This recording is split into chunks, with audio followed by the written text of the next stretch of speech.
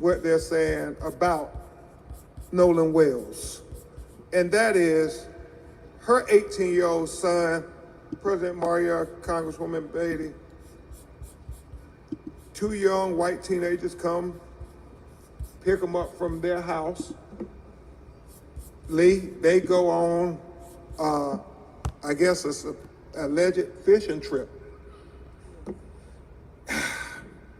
Her son, I guess they are saying, accidentally drowns. But his two friends then throw away his clothes, right, Sean? Throw away his cell phone, go and delete all the text messages between Daniel Irvin and them, and then say nothing.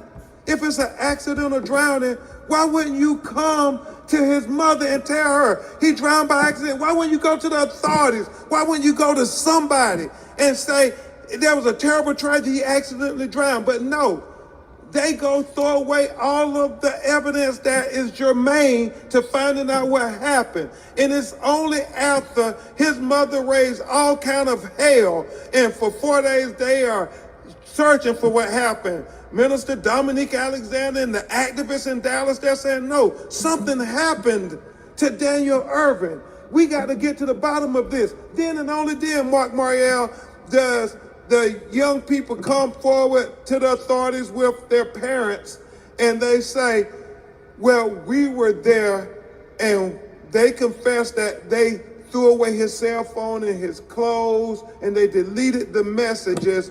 And so law enforcement charge and arrest them after 3 months.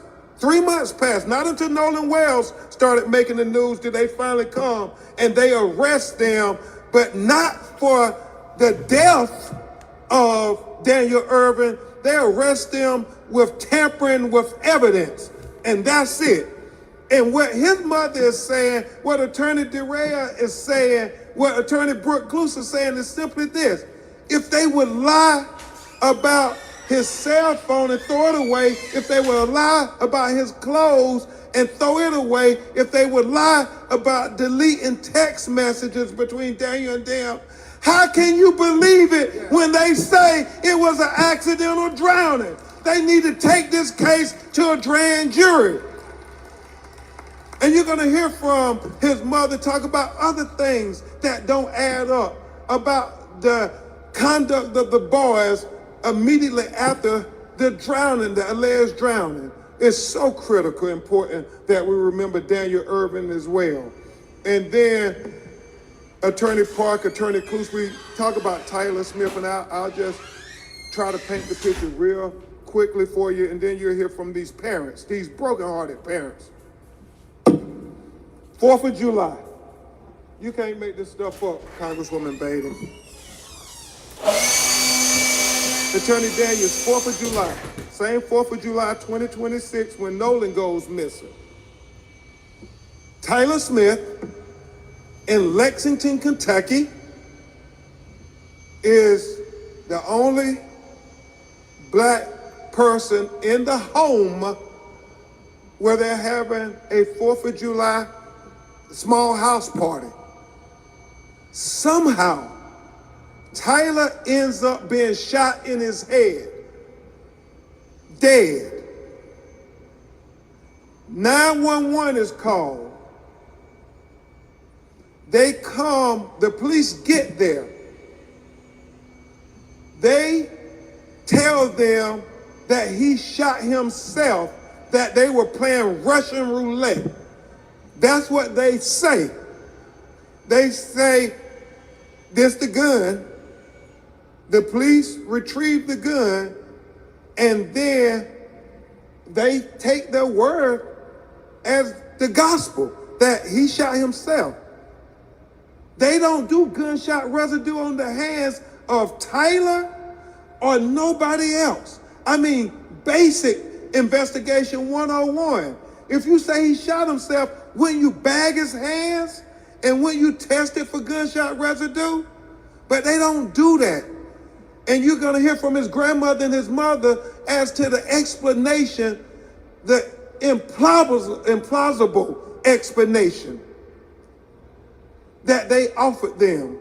And the fact that the gun, President Mariel, that they claimed he used to shoot himself with, the police, after they do analysis, it does not match the casings that they found on the floor to where he shot himself at. So still, they are taking their word for it. And it's 7 days later, right, Miss Niecy? 7 days later, after they then say who all was in the house. They have to identify everybody who was in the home. And then they have to track down, well, if this is not the gun that caused the death of Tyler Smith, well, where's the gun at? So they have to go investigate, and they go surround one of the young men's houses, Lee Merritt, and they surround the house. He doesn't come and volunteer after knowing that they're trying to find out and get evidence about what happened to Tyler Smith and come forward voluntarily. They have to go to his house and surround it, and then he comes out and finally he volunteers that this is the gun. Think about that, Kathleen Trigg. Just think about that for a second. You would think, after all of that, he is surely going to be arrested and charged with killing or being in some way responsible for the death of this 18-year-old young black man. But no, he is only charged with tampering with evidence, correct, Ms. Niecy? Nothing more. And nobody in all three of the questionable deaths of these 18-year-old young black kids, nobody has been held accountable in any way. And so that's why we're here saying that we are not deterred. We're not going to let you sweep it under the rug. We're going to get to the answers of what happened to Nolan Wells, what happened to Daniel Irvins, and what happened to Tyler Smith. 3 18-year-old black boys in a 3-month period around 4th of July, 2026, who all were unalived in very similar ways as Nolan Wells. And I'm very thankful to his parents for using the attention that they were given and blessed with to also give attention to these other 18-year-old black boys. Thank you, Christine. Thank you so much, Elmore. At this time, before we get to your questions, you're going to hear briefly from Attorney Eric Hertz and then Attorney Lisa Park with some updates, and then you'll hear from Nolan Wells' parents. Attorney Eric Hertz, a great civil rights lawyer. Thank you for showing up. I have some brief updates on the Nolan Wells case. We have been working with the district attorney. We've gotten a letter back yesterday, and she's willing to listen to some of the evidence we have, although we're having to still discuss her giving us back evidence, and that's something that we will see. The phones, not just our clients' phones, but the other phones that are involved in this situation, we are trying to coordinate and have come to a tentative agreement with the district attorney to go ahead and have them investigated together jointly with our experts as well as their experts. And I believe, if I'm not speaking out of turn, the FBI is going to also be present there. And that's going to show a lot of stuff that we haven't seen. I'm going to keep this short, but as I always say, I would like to say one more time, society is judged by how the most powerful treat the most vulnerable, and justice will prevail. Amen. Thank you. Thank you very much, Attorney Eric Hertz. And now you will hear briefly from Attorney Lisa Park, who heads up our Atlanta, Georgia office and has been leading on this effort for Nolan Wells. So today I just want to recognize all of these families for coming here today, traveling here to Nashville, even family that's here in the audience. If you think for just a moment, for these tragedies, they really just happened.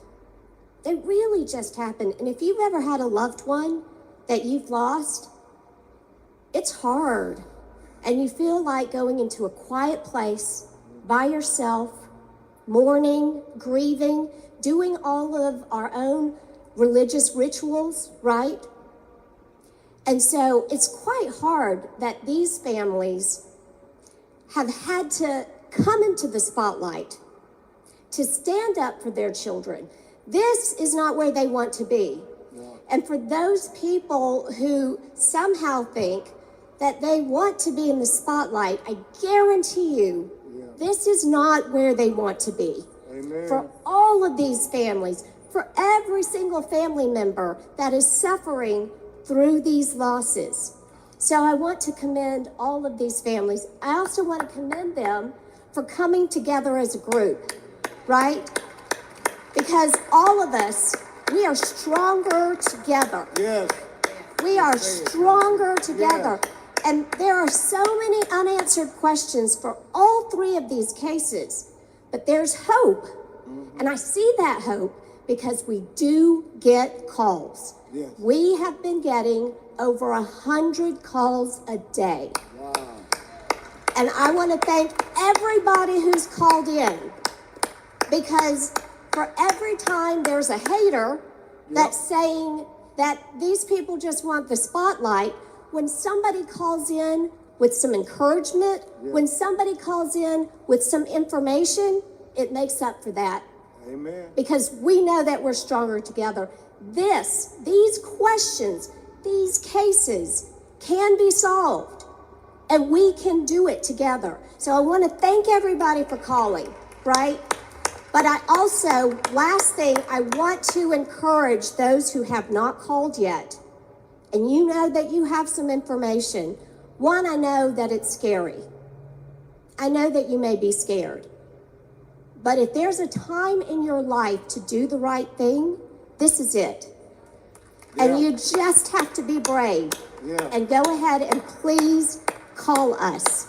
These people, we need you. We need you. Thank you.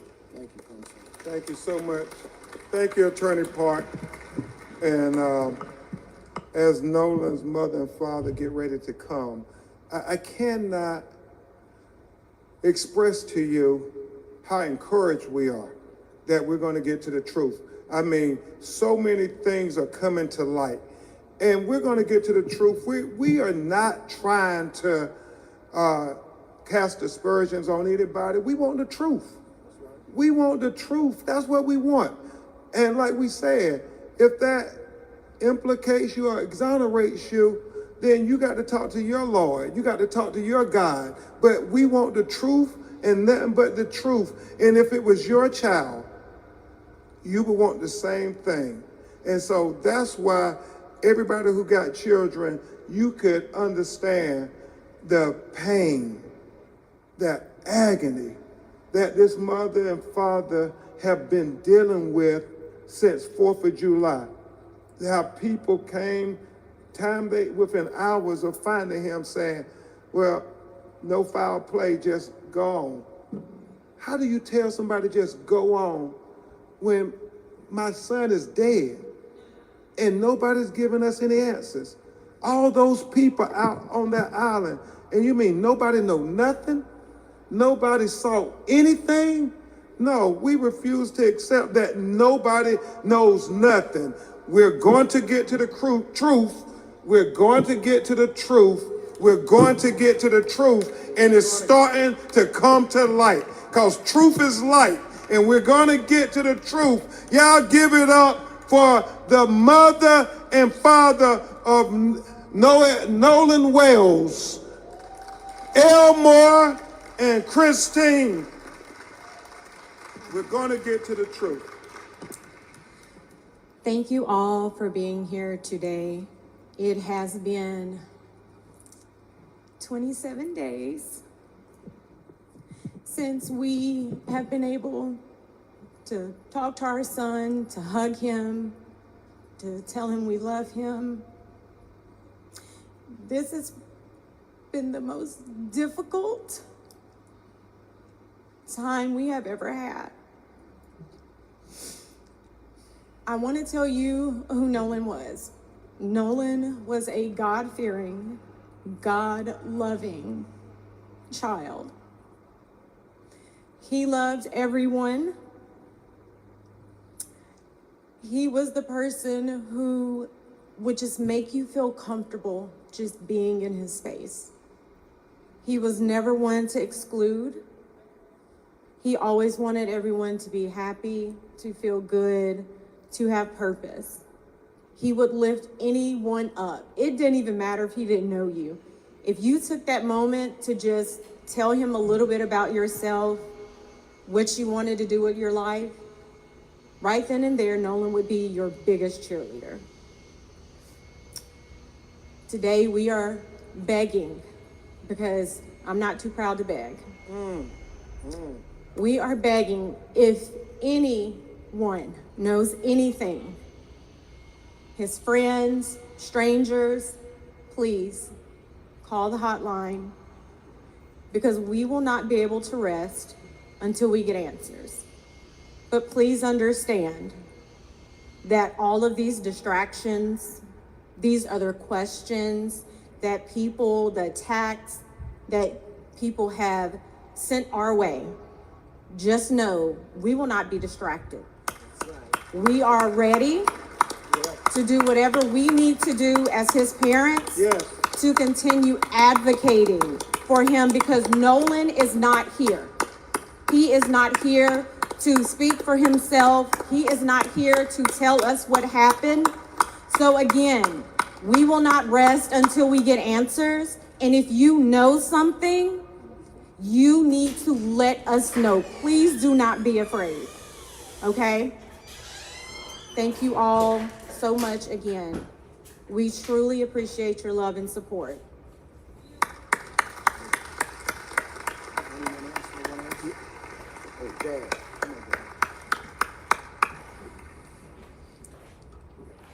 I'm faced with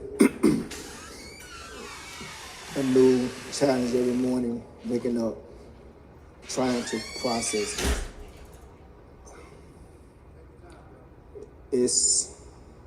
It's the biggest challenge I've ever had. I pretty much was raised up like a lot of you. I didn't have a lot, but I always said I wanted to give my children more than what I had. And I think me and my wife did that. We raised Nolan to love everyone, be kind to everyone, because it was just the right thing to do. I got a lot of stuff going, but what I really want to say is, and like my wife said, if you know something, and you are really, if Nolan was really your best friend, or for the people who said that he was their friend, please come forward and tell us what you know. All we want to know is the truth. We're not blaming anyone. We just want to know the truth. Any parent want that. And also, the disrespect that's been coming toward my wife and my family, for any parent, no matter what race you are, they need time to grieve. A parent can't grieve when you have people attacking them, attacking their jobs, attacking their character, just attacking them, period. Like, where's the empathy at? We, as Americans, this is a diverse country. Not no one race made this country. We all made this race, made this country. So we all need to come together. And like I said, if you know something, please come forward and just call our attorneys, give them information, and they'll take it from there. Just help us out, and not just us, but all these families. All these families need answers. Anyone with information on any one of these cases, please come forward. because losing a child is something that you got to live with for the rest of your life. Thank you. Thank you. And President Mariel, I would just say the attacks, Christine has been a nurse for years, and she hasn't ever gotten negative reviews. But since she has been advocating to find out what happened to her 18-year-old son after he was washed up dead on Horn Island, sick people have been going on her company's website giving her negative reviews. Can you all imagine anything worse than that? That is a shame before God. They are just sick, evil people who would attack this mother and this father for simply saying, we want to know what happened to our child. Don't worry, Christine. We standing with you. We are standing with you.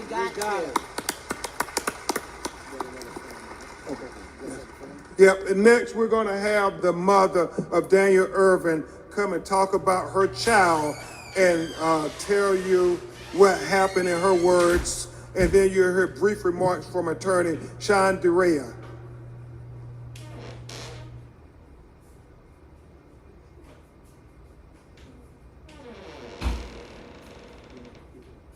Oh, well, Sean, you want to briefly go? Attorney DeRea will briefly speak before her, and then we'll have Tamika go. Thank you, Mr. Crump. Tampering charges in this case is absolutely unacceptable.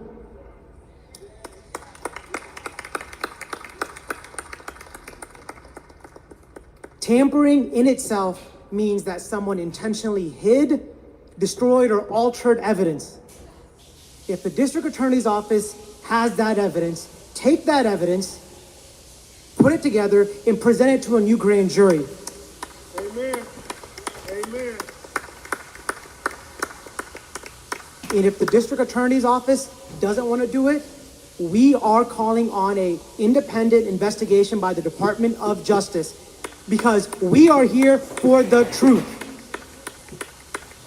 And one last point I want to add to what Mr. Crump said. Daniel Irving, when these boys said that he drowned, he was a high school swimmer. He was on the swim team. He was a healthy, young 18-year-old male. So that story that he drowned accidentally, it doesn't add up. It does not add up, and we want the truth. Amen. Amen. Thank you, Attorney DeRea. Attorney Brooke Cruz. We'll say a few words, and then we'll hear from Tamika Irvin. Police and law enforcement are supposed to be protecting and serving. But my question today is, who are they protecting and which communities are they serving? What we want to know is why crimes against Black and brown people receive less justice and less coverage. And I'm gonna give you some data to back it up, and I'm gonna read it because I don't wanna make any mistakes here. Over a 10-year period, statistics show that 53% of Black killings go uncharged, no charges related. And so that means over half of those related killings are never prosecuted. And when you think about arrest rates, 63% of white victims receive justice versus are compared to 47% of Black victims. So when people think we have two systems of justice in this country, the data kind of backs that up. Amen. And now we'll hear from Tamika. Daniel.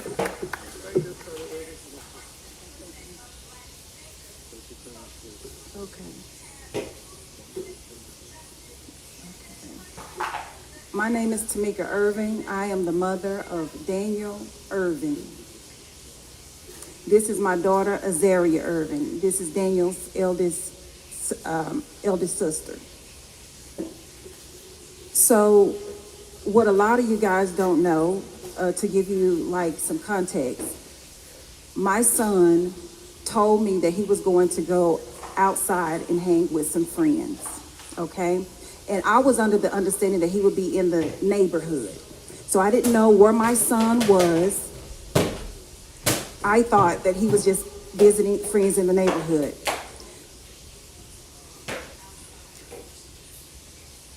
Around 8 o'clock or so, I started to text Mike, call Mike. And he was an honorable child. He wanted to serve and protect, be in the military. He loved people. He always had a joke to tell. He was very comical. So I called the police the following day at 12:30 in the morning, and I said, hey, my son ID is here, and his money is here, and his Social Security is here, and I don't know where he's at, and this is not like him. So I'm reporting him missing under suspicious circumstances.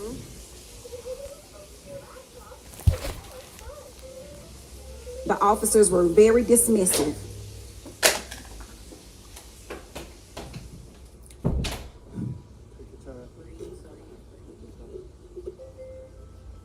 The officers were very dismissive.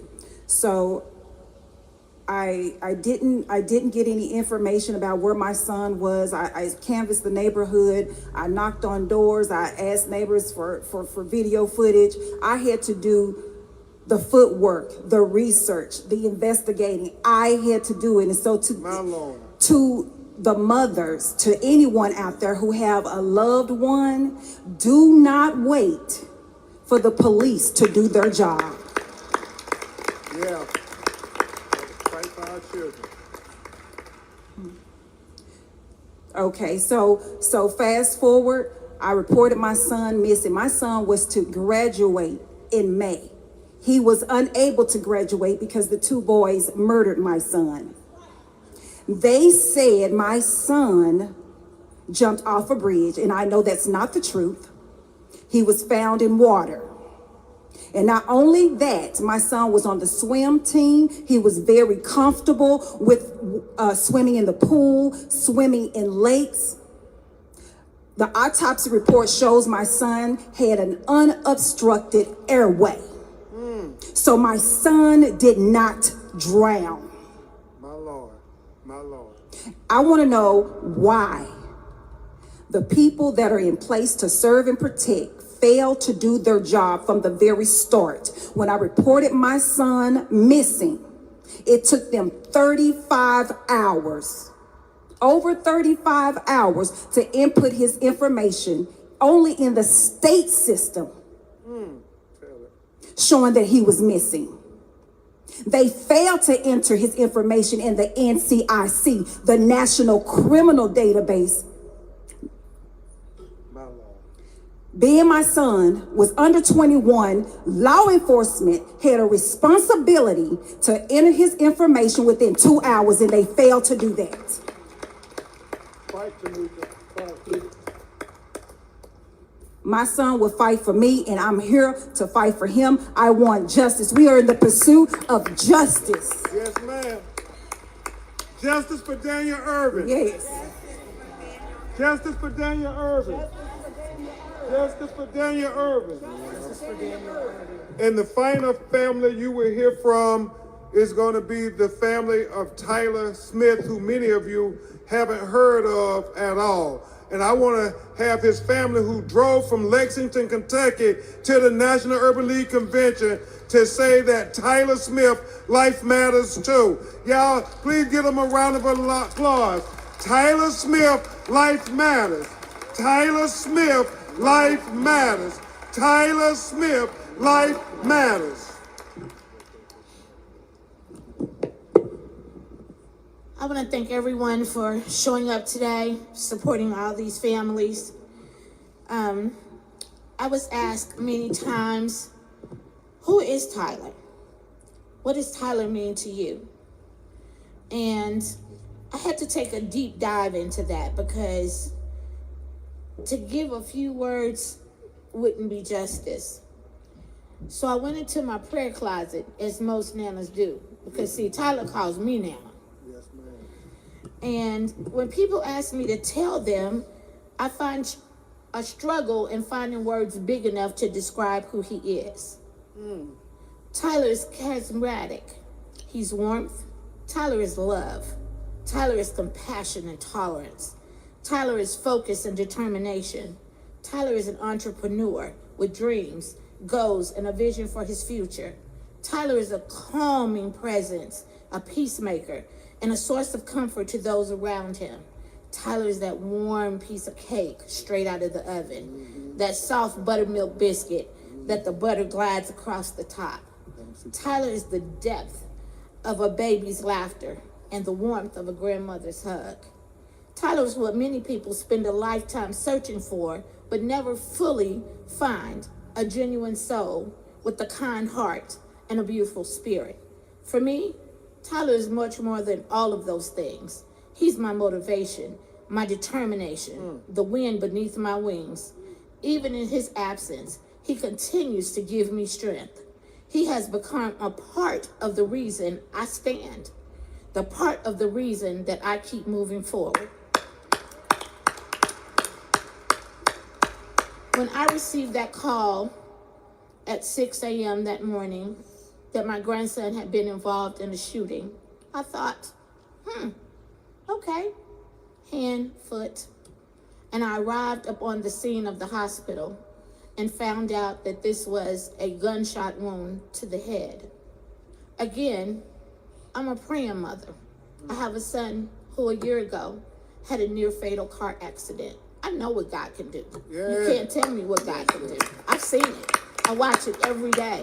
I watched him learn how to walk and talk. And I comforted his grandfather and said, don't worry about this. We've already been through this fire. It'll be okay. When the physician came out and pronounced my grandson, and she stated, self-inflicted, accidental, I told her, you're a lie. And there is no truth in it. I explained to her immediately. I said, how do you have this evidence for you to know this? She said, because they said. I said, they said? She said, yes. As days progressed, my family and I began to move forward. We got none effort, energy at all from the Lexington Fayette County Police Department. We were told that we needed to accept accidental, self-inflicted. They offered no traces of gun residue, even though I called the coroner's office and the police department. And I begged and pleaded, please, bag his hands. No child, and I say child because it's relative, no one was searched on the scene. They took an investigation as a total from all 5 of these young people and said, they said this is what happened. I asked for gun residue on anyone. The answer that I was given, well, there's no need to bag his hands. Everyone in this room would have gun residue on them. Unbelievable. That was the excuse to me. When they moved my grandson in an expedient manner, not to our local coroner's office, but to the state capitol, which I was told wouldn't happen until that following Monday. Miraculously, in 2 hours, he was on his way to the medical examiner in the Capitol.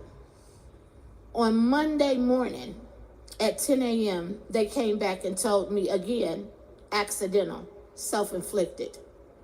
For 17 days, my sons and I worked tirelessly, investigating everything on our own. The police department gave us nothing, absolutely nothing. They treated me as if I were a pirate, asking all the wrong questions. Why do you need to know? We've handed you that carrot already. Take a bite. Settle down. It's accidental, self-inflicted. As I talked to the police chief, I explained to him. He said, well, what do you want from this? What are you looking for? I said, what would you be looking for? Exactly. Exactly. I want transparency. I want you to simply do the job that you were paid to do. Amen. My family never asked you to go above and beyond. We just ask you to earn the paycheck that you either receive this week or the next. We ask you to simply, the same way you go into our black and brown neighborhoods and you can investigate and you can interrogate and you can charge, give us the same respect. Amen. Amen. Tyler is loved. He's loved. But most importantly, Tyler calls her mama. Tyler calls me Ella. That's my baby, y'all. He's my baby. It will be my dying breath to say his name. No stone will go unturned. I'm not afraid to go to hell and sit with the devil about mine. Wow. I want it known. I want transparency. I want someone to speak on it. Continue to say our names. Continue to say our children's names. Yes. We deserve answers. We deserve justice. Yes, ma'am. We deserve transparency. Yes. That's all we're asking for. Thank you, ma'am. And I thank you all so much for the time and the space that you have given every one of us. Justice for appreciate it Tyler more than you Smith. know. Justice for Tyler Smith. Justice for Tyler Smith. And we're going to get to the truth on Tyler.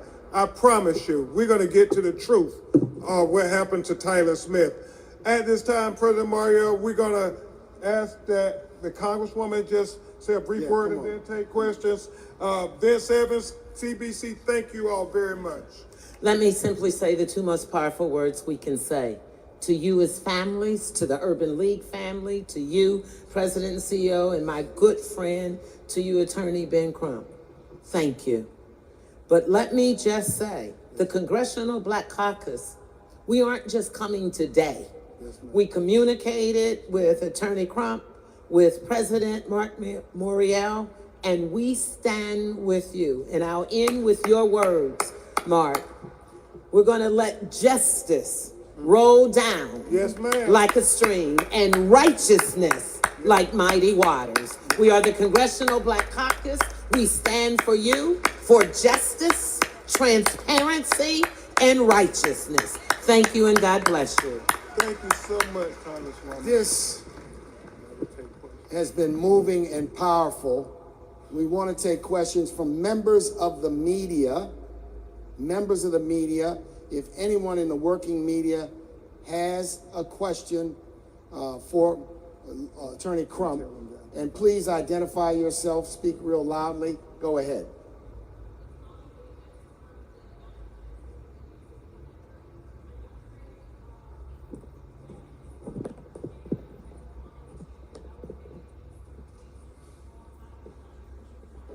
Yes, ma'am. And that's an excellent question because thank God for us being able to get the national attention on Nolan Wells' case. And that doesn't happen just by coincidence. It's a lot of the civil rights community, a lot of the activists, Reverend Al, people like Byron Allen, Tyler Perry, everybody on social media coming to say, no, this ain't adding up. We got to find out what happened to Nolan Wells. And then we get contacted by our good friend, Attorney Sean DeRea, saying that, hey, we got a similar case, Attorney Crump, where you co-counsel with us, and Attorney Brooke Clue start working with them.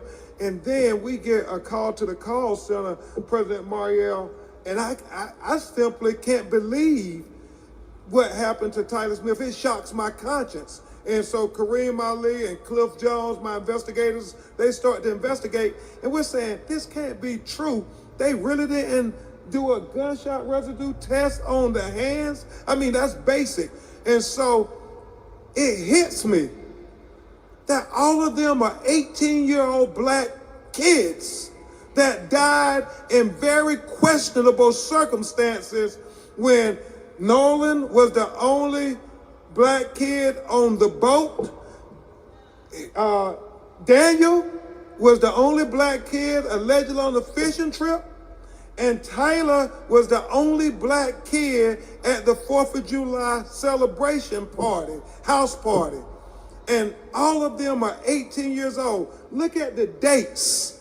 That's eerie when you look at the dates. February 8th, Tyler Smith is born. July 4th, 2026, he is dead.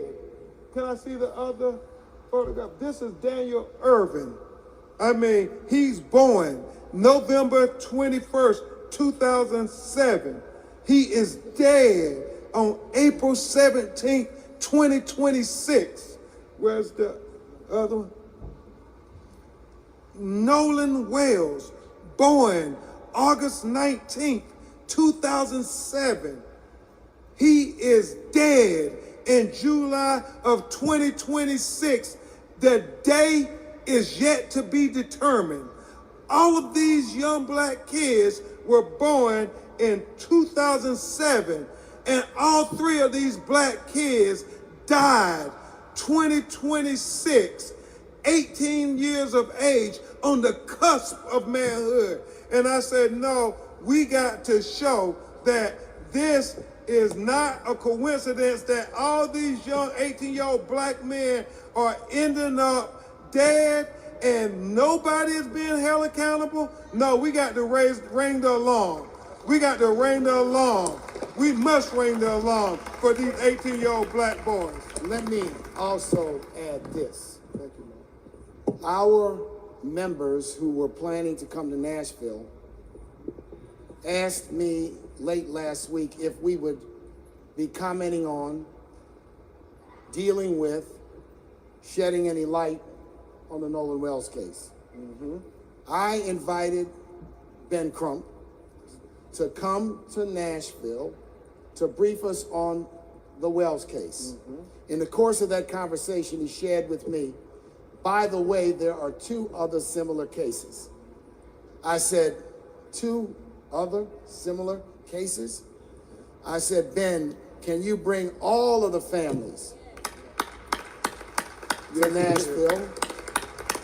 Because the thousands of urban leaders who are here are interested in, have a solidarity with, want to hear directly, not through filters, about the circumstances of these cases. And that is what the National Urban League Conference is all about. It is about dealing with the pressing, cutting-edge issues that face the nation and face Black America. Amen. So we are here because this is what we do. Yes. Whether it was Trayvon Martin back in the early teens, Michael Brown, George Floyd, Sandra Bland, Breonna Taylor, Tamir Rice. We deal with these issues because our constituency wants to hear directly. And I want to say this, we trust Ben Crump. Yes. And we know that he does not engage in chasing false cases. Amen. That he also, when he takes a case, that he's going to elevate the word and the personality and the pain of the families. Yes, sir. All too often, Yes, sir. when Black families are victims of violence and victims of unfair justice system, they suffer in silence. Yeah. They can't find lawyers Yeah. with the courage and the ability. They suffer in silence. So I know when Ben Crump has a matter, he is always welcome at the National Urban League Conference to come and bring us up to date. And that's why we're here in Nashville. Other press questions? Any others? Yes, ma'am. Identify yourself, please. New York Post. Come here. Christine. Yep, we know about the question. We were ready for it. This attack and this threat to sue us and the family for defamation, it's a distraction. We're not distracted by it at all. It's about getting to the truth. That's what we want. And that's what we're focused on. We haven't done anything other than ask questions to get to the truth. Okay. Another question? We can't hear you.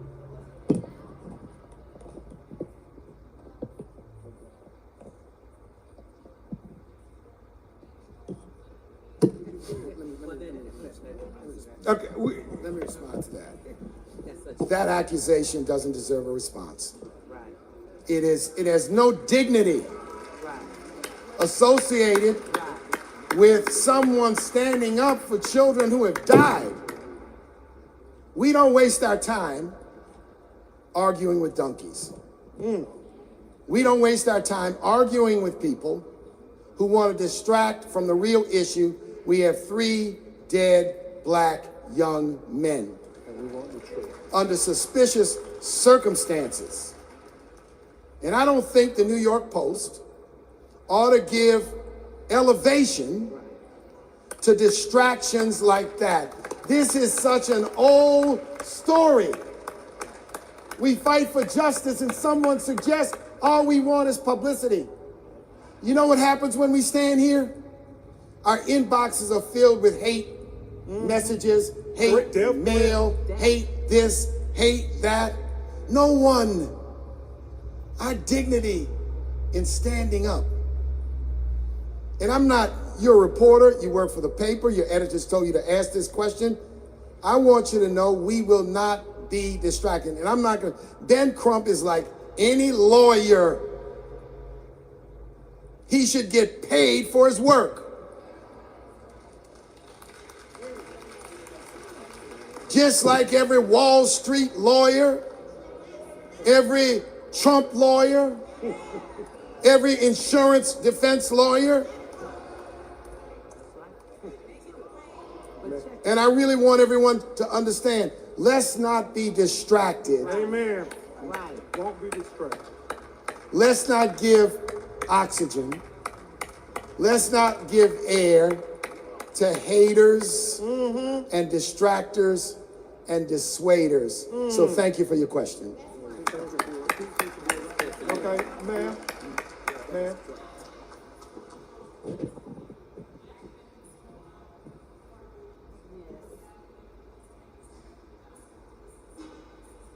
Yes, ma'am. What's your question?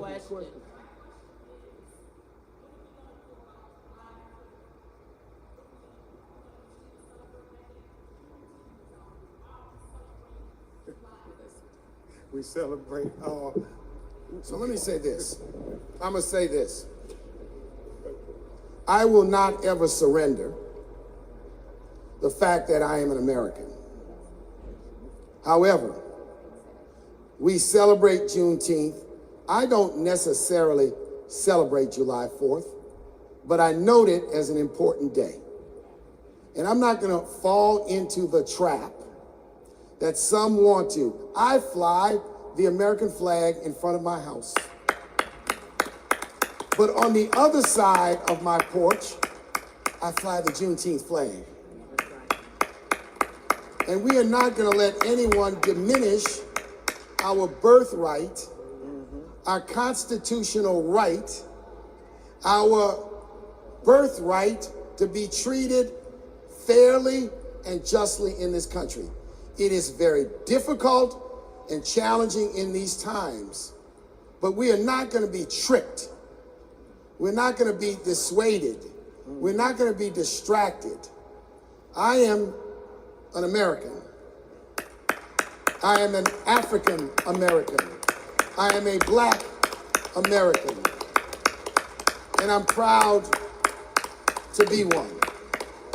But I think we need to clearly understand that African Americans, Black people, and civil rights leaders have always been the conscience of this country. Amen. Amen. Have always been loyal to the nation, even in the most challenging times. Yeah. And I'm not going to suggest it's easy for us. But what we're not going to allow is for people to marginalize us, treat us like second-class citizens, or suggest that somehow, let me tell you what a true patriot is. A true patriot stands up for justice. Yeah. A true patriot stands up for the families and the victims of violence. A true patriot holds the justice system accountable, doesn't make excuses for an unjust justice system. So we gotta understand that we're not gonna get tricked and cornered into people suggesting because we stand up for justice, we're something other than a true and full patriot in this country. Yeah. That's the way I feel. I said last night, I was born in a segregated hospital. born in a segregated city, watched my parents and their friends fight and litigate and march to open doors of opportunity. Amen. The reason why these times are so tough and why they're so difficult is because if we are not careful and if we are not vigilant and diligent, our children and grandchildren will be relitigating the battles of our parents. Yeah. This movement in this country to turn back the hands of time is palpable. So when we stand up for these families, and we'll stand up for other families, and we'll stand up for other people, we're doing it because we are true patriots. We're doing it because we believe in justice. We do it because we're going to hold the justice system accountable. This Urban League movement has a mission. Yes, sir. And its mission is something we will not surrender. Like the Congressional Black Caucus says, we have no permanent friends. We have no permanent enemies. We only have permanent interests. Amen. So thank you for your question. And let me say this before I move on to the final two questions. You know, we as African Americans, as W.B. Du Bois said, we have this duality. I mean, on one hand, we know that when the founders wrote the Constitution, they never expected that the rights would apply to us.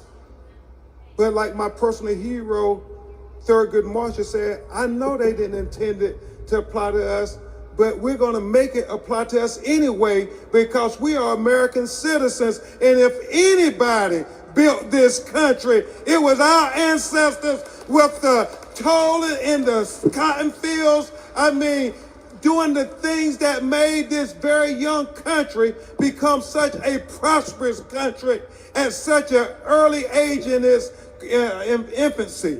I mean, when you think about what slavery did to elevate America, that were our ancestors. So, yes, I'm going to celebrate the 4th of July essence every year because my ancestors built this joint.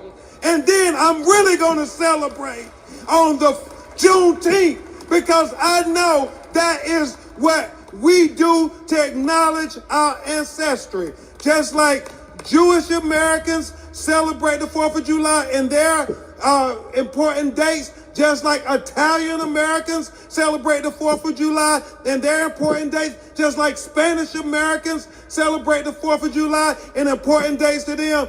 Black people, we celebrate the 4th of July because we built America.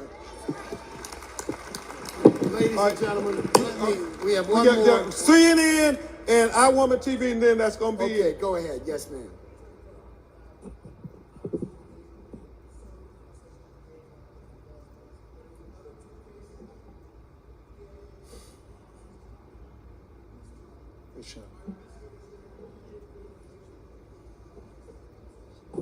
I'll have Sean speak briefly to Daniel Irvin, but that's why I was brought in to bring attention to Daniel Irvin in case Sean and his team and their mother been fighting and not making progress, but we're going to get the answers. Sean? We have not had any progress with the Dallas County District Attorney's Office.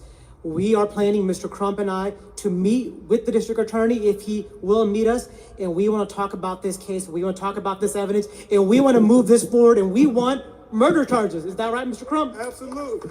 You know, one of the things that Sean and Tamika said, Ryan Young, she said that there was a witness after the drowning that said, Tamika, the young man was limping when he came back. And that was part of the investigation. And she's saying, well, why didn't y'all explore that? Like, why are you limping? You're saying my son jumped off the bridge. Why that's going to cause you to limp? Yes, that is true. And there was a witness that provided video footage via flash drive to the detectives, and they failed to enter that information in the probable cause affidavit.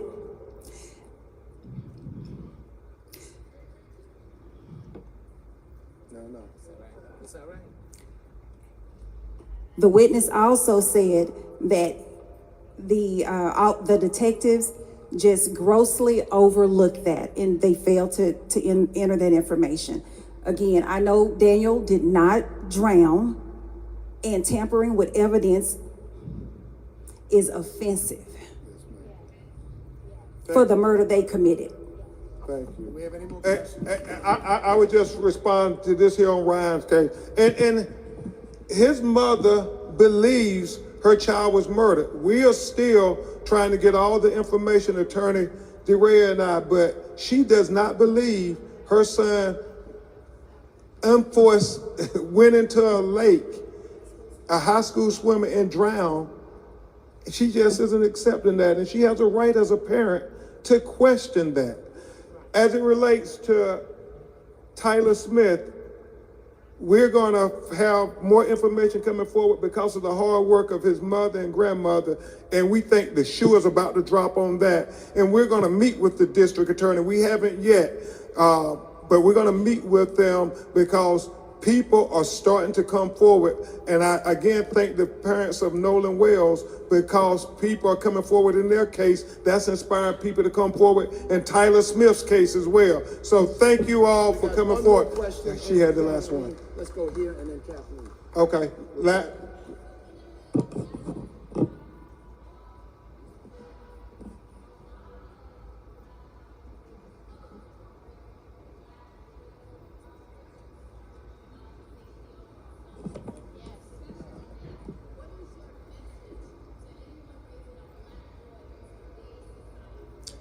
My message would be that we have to have tough conversations. This is something our community already knows. We have to make sure that, and I know my husband and I, we have had countless conversations with all of our children about the importance of understanding when you are moving in different spaces with people that do not look like you. And it's unfortunate that we have to have these conversations, but they are needed in order to hopefully keep our children safe. So I would say to all the mothers out there, especially my Black mothers, we just have to keep pushing forward. We have to do the things to protect our children. Kathleen. Kathleen, last question.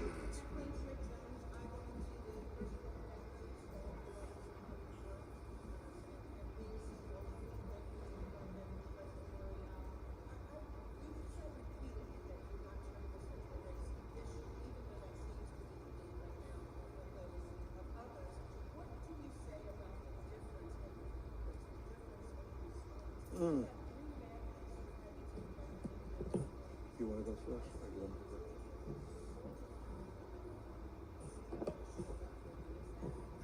That's what I have to call us to get in. I mean, this is so tragic that this is why Ben Crump is so important. This is why when families face these types of challenges, they need good counsel. They should not wallow and try to handle it themselves. They shouldn't just go to community leaders and politicians, although that's important. Yes. They need good counsel. They need good civil rights counsel. They need people like Ben Crump or Lee Merritt, and there are many, many others around the nation who do this kind of important work.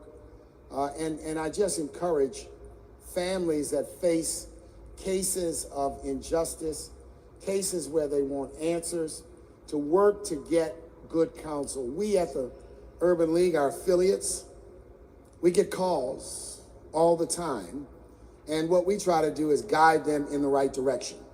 We try to help them identify counsel or people, and that is really, really important, the case. I want to confront the question you asked about race.